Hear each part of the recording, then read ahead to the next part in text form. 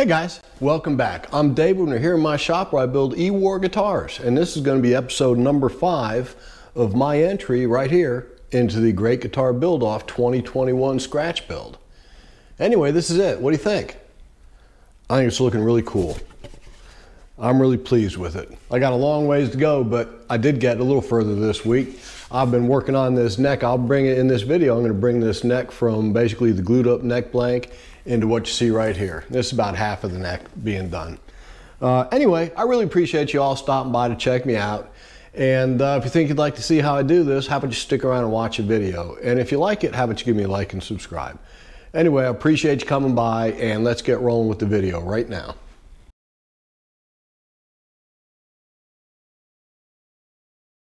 All right, so here we are. Here's the neck as it stands right at the moment. I cut my scarf joint in, and boy did I have a tough time with that. I think my blade was no good on the bandsaw or just too dull, and I mean I just wrestled with the whole thing. I finally got it together. When I cut this to thickness, it wound up being the saw blade started walking on me and it got off, and this is now down to probably a little bit under 1/2 inch, so which is way too thin. But I mean, it's getting this guy glued on the top of it right here. I got a piece of Buckeye burl and I laminated it to a piece of walnut, and I'm going to laminate that joker on the top. So the thickness isn't really a problem. It was just a real struggle. I didn't even really film me doing it too much. But anyway, but I finally got it together, and this is where we stand right now. So last night I also routed in my truss rod.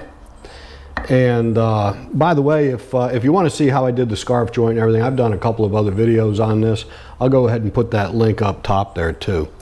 So but anyway, so I did my truss rod last night, and that fits in. I still got to chisel this end here, which I'm going to do in a minute. And I'm also, in this particular neck, I'm going to put these guys in here right here. These are my carbon fiber rods I'm going to put in there, stiffening rods. If you've watched any of my other videos, you know this is a very old piece of wood, and I've treated it really well, and I've taken good care of it, and it's very stable. But I'm thinking of the long haul with this guitar. It's an uncommon wood to use in neck, so just out of an abundance of caution, I'm going to put these two carbon fiber stiffening rods in here. And I just went through figuring out how I'm going to do it. I'm going to use my truss rod jig that I used to route the truss rod to cut these in too. But what I'm thinking of doing, because the neck tapers, of course, I thought about setting these two stiffening rods on the taper.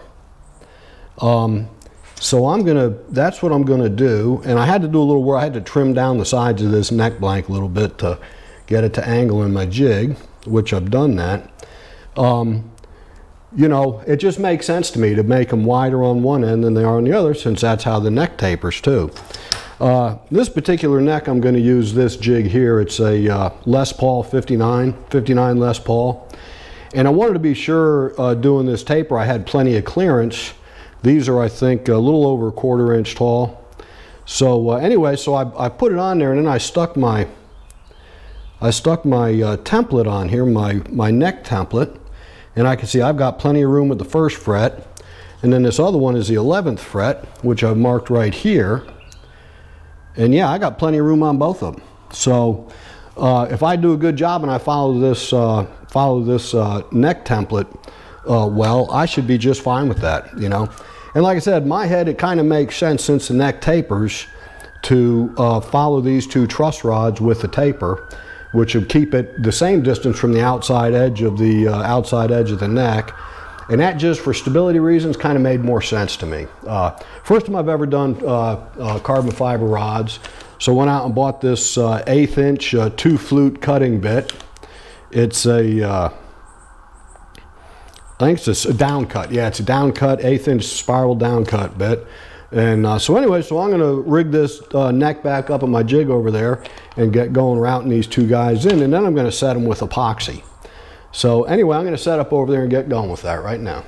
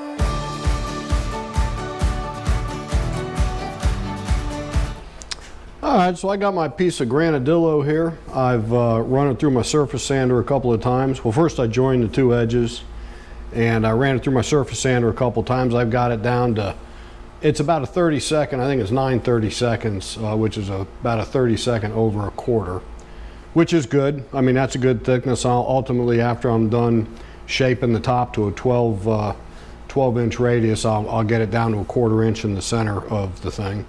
And I've got it set here on my StewMac deal on the 25-inch scale length side, and I've got my end mark down here. That'll give me 22 frets. And I got my little fret deal set up right in here. So I'm just going to set this thing up and get rolling.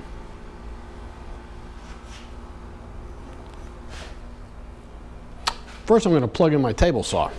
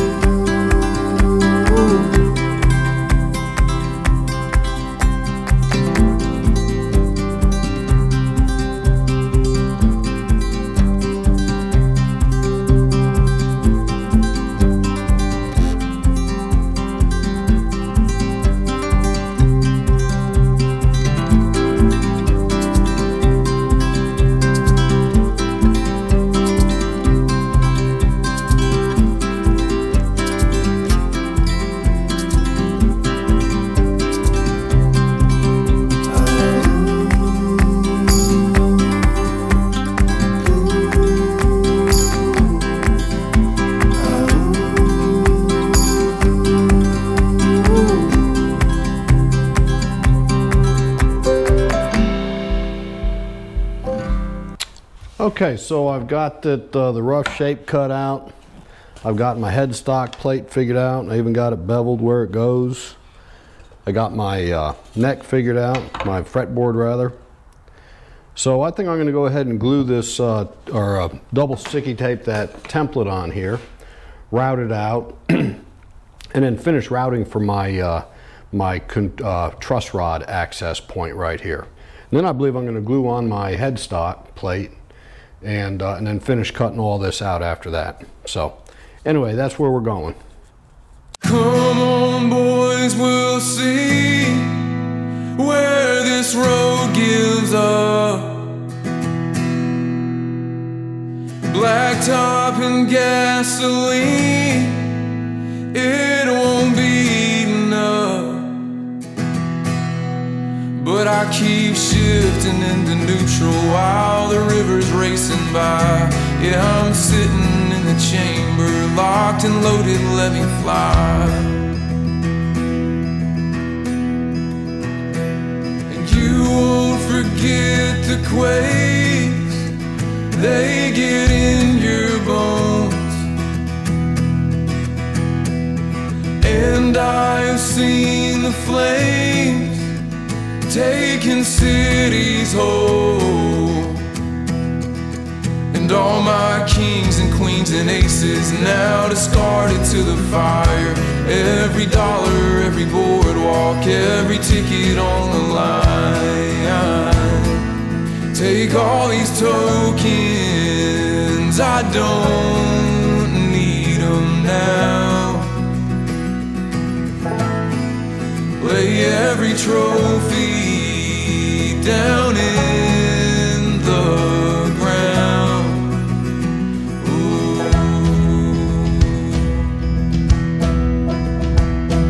And now I have heard a sound in my waking dreams. Someone's father was calling out, here come 819. Oh, was it the hammer through the floorboards, or the rumble of the train, or the the silence of a name. And all these horses, they're rolling on. Tell all the broken we're going home.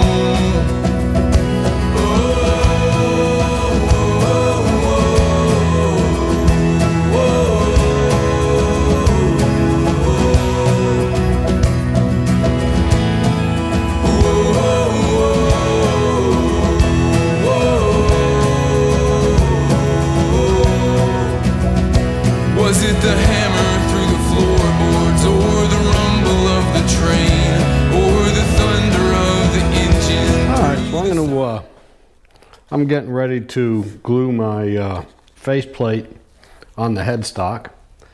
And so what I'm gonna do, I'm gonna use a couple of indexing pins like I did on the fretboard. So I've got this basically lined up here. I'm gonna first drill out a 3/32 so I can put a couple of these guys in there. And then I will put the faceplate on here and then drill down through that, and that should hold it really nice for me. So that is what I'm gonna do. I'm a product of my granddad's son. Hard-working hands and a job well done. Skin as thick as railroad ties, and you could see kindness in his eyes. I didn't want to do what he did, but I always wanted to be just like him. Strong enough to stay and fight, a man enough to do what's right. His blood is in my own, the good and the bad in between. I know I'm not alone, 'cause looking in the mirror, it's plain to see my family.